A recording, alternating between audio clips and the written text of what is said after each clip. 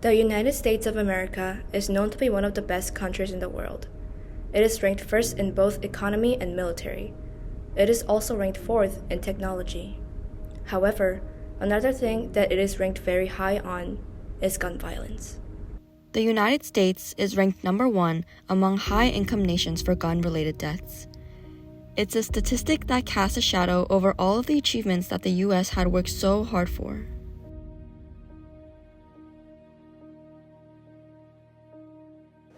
Suddenly, a loud crash, like metal folding chairs falling.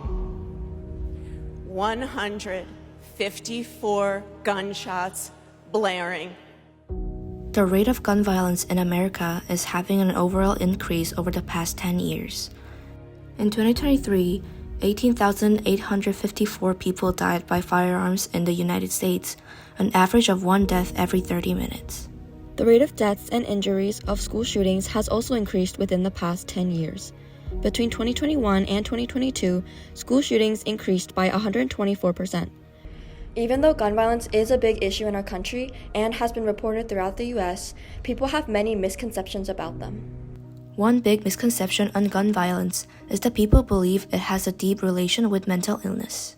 The rates of mental illness are pretty similar around the globe, but the rates of gun violence are incomparably higher here than in any other advanced nation.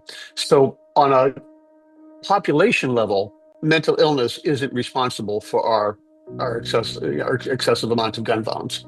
There's something else we know about people suffering from mental illness, that they're less likely to act out violently than the general population, that they're more likely to become victims than the general population. In fact, only 4% of gun violence cases are caused by mental illness, while 96% are due to other reasons.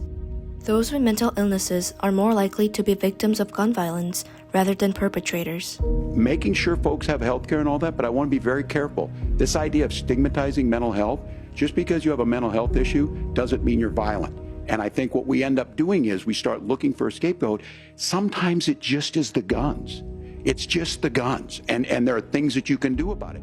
Another problem is how the media covers gun violence. Most gun deaths in America are suicides, followed by interpersonal or community gun violence, and mass shootings.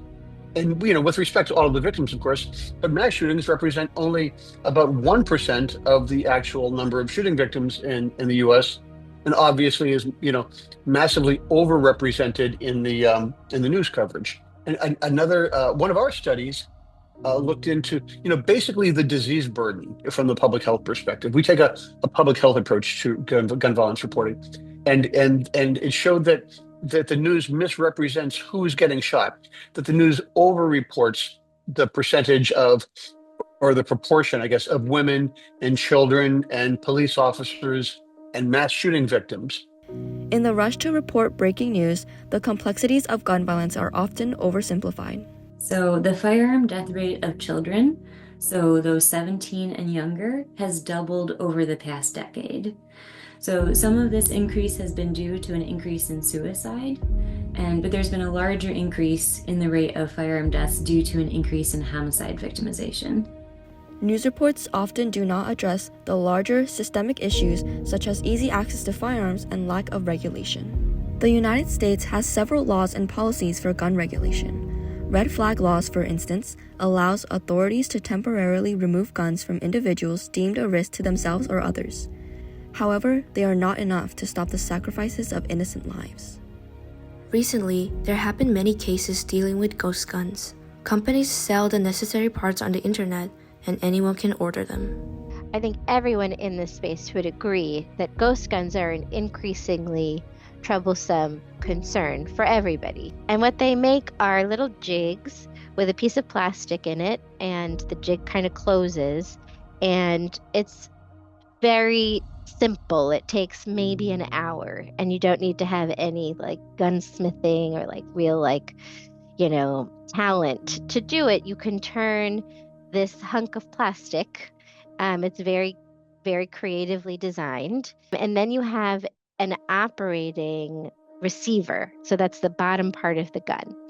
There are different laws between the US and Europe, for example, but in our country, that receiver, that bottom part of the gun, is the part that gets serialized. And so in domestic assaults, firearms are 3 times more likely to result in death than other weapons. And so we see when you have a violent relationship and the abuser has access to firearms, there's an increased risk of intimate partner homicide. Common sense laws like universal background checks, red flag laws, and safe storage requirements have been proven to reduce gun violence. People own guns for self-defense, but they are used more to harm others and themselves. Gun violence is preventable, but it requires us to come together across party lines, across ideologies. We all have responsibilities in this fight. The time for change is now.